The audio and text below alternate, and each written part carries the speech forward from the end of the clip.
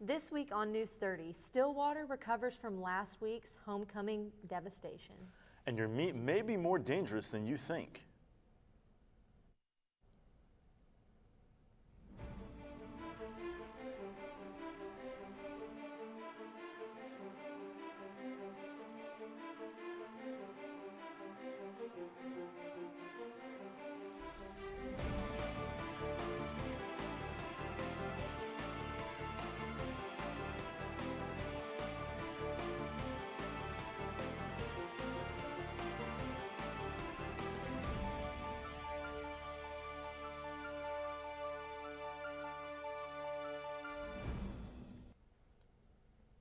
Welcome to Shawnee's News 30. I'm Jake Nelson. And I'm Lindsay Skinner. Tragedy struck Afghanistan and Pakistan when a 7.5 magnitude earthquake hit Monday. 370 people were reported killed and thousands of homes were destroyed. Rescue workers were struggling to get into the areas hit. The Taliban announced Tuesday that they would assist aid workers, but agencies have been hesitant. Both countries declared a state of emergency as they are trying to recover from the disaster. We've all heard the big names of this year's presidential candidates. Last night was the second Republican debate.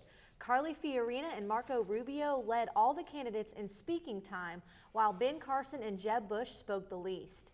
The debate featured an abundance of speech on Medicare, as well as education, the economy, and taxes.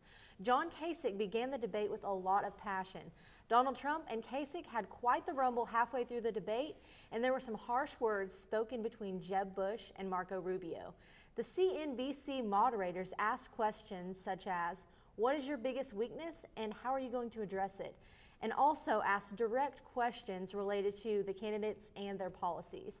Carly Fiorina closed in saying, quote, "In your heart of hearts, you cannot wait to see a debate between Carly Fiorina and Hillary Clinton," end quote. News 30 will keep you posted as the debates continue. This past weekend's festivities in Stillwater were interrupted when a car drove into a crowd of people at OSU's homecoming parade. News 30's Alyssa Sperazzo went to Stillwater to see how the community is recovering. Tragedy struck OSU this past weekend when a car crashed into the homecoming parade, killing 4 and injuring over 40 people. We spoke with Stillwater Medical Center about how they handled the event. Well, obviously, when the accident happened, we got notice right away. So we started receiving patients one at a time by ambulance, and then it became very hectic as a large percentage of patients came in all at once. We even at one point had a bus. So for the ER, it was a normal Saturday before the accident. We thought we were getting about 10 patients. We ended up getting about 40 patients from the accident. The names of the victims were released earlier this week. Many have been released from the hospital, and Stillwater Medical is continuing to help. We have one patient left, and she's in good condition, is what I would say. And we actually might be getting another patient back on our rehab floor that's discharging from Oklahoma City, which is a good opportunity for her to get back walking and doing the things she needs to do from her injuries. With the community coming together, a fund has been set up for the families affected. So far, and it's a work in progress, and that is that we have set up a Stillwater Strong fund through our Stillwater Medical Center Foundation. That fund is going to be used to benefit the patients for things they need, future needs that they have after their hospital stay, things like equipment, things like counseling, any type of thing that they might need that might be an out-of-pocket expense to them. I'm reporting from the Stillwater Medical Center, Alyssa Sperazza, News 30. A texting and driving ban for Oklahoma goes into effect November 1st. In 2013, 154 people were killed in motor vehicle crashes involving distracted drivers. If caught, the fine will be $100. Hands-free devices are okay, but are not recommended. Starting tonight, OBU has a fun family production you don't want to miss out on. And we've got some information you might want to know before heading to the meat section of the grocery store. Stay tuned. This weekend, thousands of Oklahomans are expected to participate in the open enrollment period under the Federal Affordable Care Act. we can expect to see a dramatic increase in the cost of health insurance. Oklahoma's 35.7% increase for the second lowest cost silver plan is the highest among the 37 states that use the federal health insurance exchange. The statistics from the affordability of health insurance plans offered on the federal exchange show that the cost of one of the plans will increase more than 35%, which is 5 times higher than the national average. Walgreens has confirmed they will buy Rite Aid for $17.2 billion. Walgreens and Rite Aid are the nation's second and third largest pharmacy chains. The combination of both companies will result in nearly 13,000 stores nationwide. Rite Aid will initially keep their name, but Walgreens is planning to change that over time. The deal is a result of a consolidating health care lining up with the Affordable Care Act and is pending approval from the Federal Trade Commission. September 11th, 2001 is a day that we will remember forever. We will spend a lifetime honoring the people who lost their lives. A piece of that honor has made its way to Oklahoma. A 3,000-pound, 14-foot steel beam with damage from the World Trade Center collapse made 3 stops across the state on Tuesday, paying visits to veterans and fire stations. The World Trade Center beam halted to its stop in Hobart, Oklahoma, to be housed in the General Tommy Franks Leadership Institute and Museum. We can only imagine how special the day was for General Tommy Franks, who is in charge of the War on Terror after 9/11. The presidential elections are nearly a year away, and people are trying to figure out who to vote for. Pew Research Center released a startling fact that only half of the evangelical Christians voted in the 2012 election. News 30's Alyssa Sparazza asked students what they thought about the statistic. What do you think about the fact that only half of evangelical Christians voted in the last presidential election? I consider it very sad. I understand that the vote can be very difficult, especially when you don't have like a solid stance on one position or another. I would say that I think it's pretty unfortunate because voting is a good way to make a difference in our country. I think it's ridiculous that only half of anybody vote. Everyone should vote. It kind of sucks because then the evangelical opinion isn't being heard as much as it could be in the political arena. Well, I think that might be part of the reason we had some of the problems we had. I think it's a responsibility for Christians to vote. That's kind of sad because I think their voice needs to be heard, and voting is a good way to show that and support our beliefs as well and the best leader that we choose to vote on. I'm really excited to get to do this with an audience because it's so much fun to show because it's such a fun show and there's so many wonderful aspects about it, and it's just gonna be really fun to unveil to everyone. Come to the show! Yeah. The Music Man premieres tonight at 7:30 p.m. at Oklahoma Baptist University's Craig Dorland Theater. If you can't make it tonight, it'll be showing October 30th and November 5th and 7th at 7:30 as well. You can also catch the show at 2:30 p.m. on October 31st and November 1st and 8th. After the break, find out just how Starbucks is helping coffee drinkers get into the Halloween spirit. And Nicole Smith has a story that could change how you make dinner. Stay with us. I sure hope everyone's enjoying the show tonight. Well, welcome back to this week's News 30. Here's Emma Patton with this week's weather. Thanks, Jake. Good evening, Shawnee. Well, today was such a beautiful day. We can definitely tell that the weather is cooling off, but it's not too cold just yet. Let's go ahead and take a look at some of your current conditions. Right now, it is about 56 degrees, which is pretty chilly, but at least there's not a lot of wind, so it's not going to feel absolutely frigid outside tonight. But the low tonight is 45 degrees, so if you're planning to be out late, make sure you're prepared for the cold. You don't want to be out without a jacket because there is a 50% chance of rain later this evening, and those chances are going to go up throughout the night. The sunset tonight was at a very early 6:36 p.m., and the sun will be back up tomorrow morning at 7:47 a.m.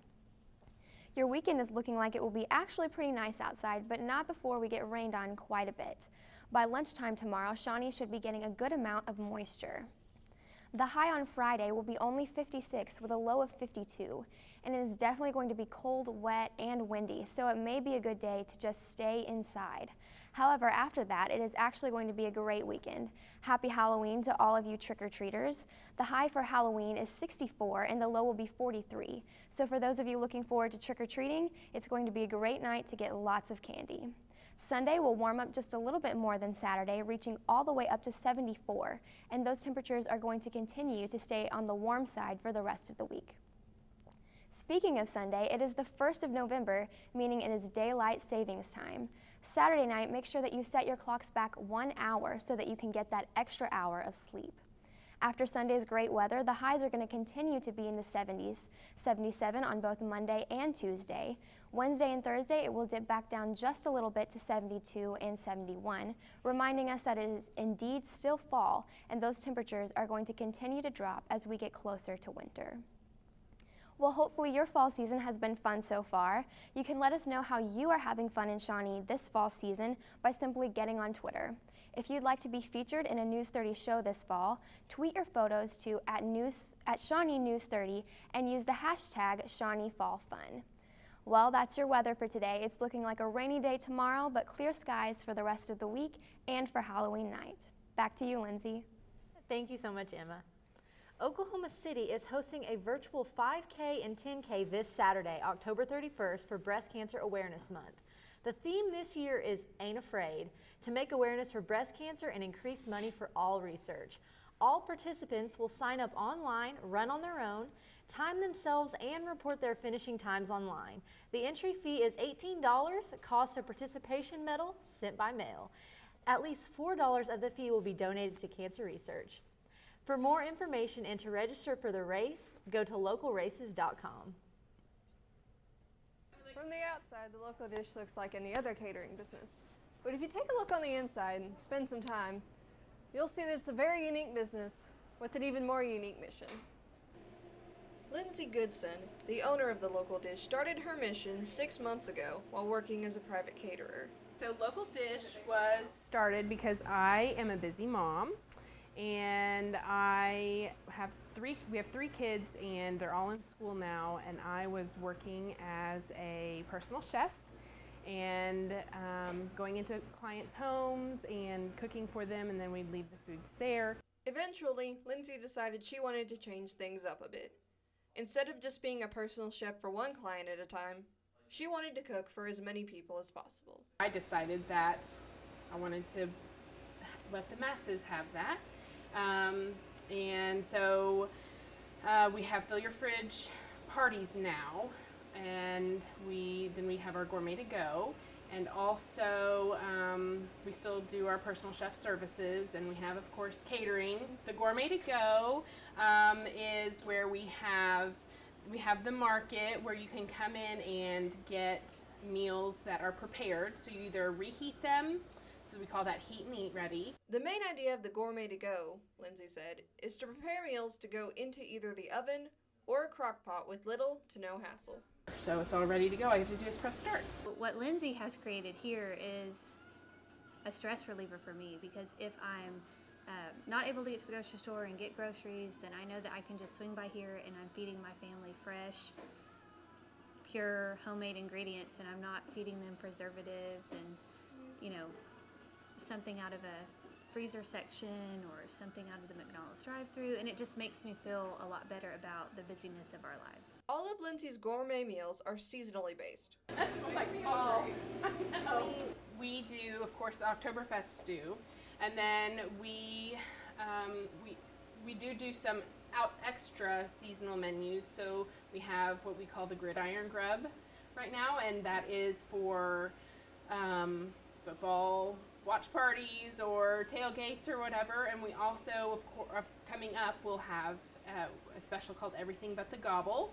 So we'll do all of the side dishes for Thanksgiving, and then as Christmas comes in, we'll do some party things for Christmas. But perhaps the most unique part of Lindsay's mission is the Fill Your Fridge events. So we'll seal this up and get the air out as much as possible. Once or twice a month, we come up with separate menus than our Gourmet to Go menu, and we do all of the prep work. We do the labels and containers, and our guests come and put everything together. Carmen Wolf experienced her first Fill Your Fridge this past Sunday, but is no stranger to local dishes services. I have had Lindsay do meals for us, and she's catered at my house a couple times. And I love the fact that the food is essentially homemade. The ingredients are local. I love the fact that I know what's in the food, and Lindsay just is a wonderful cook.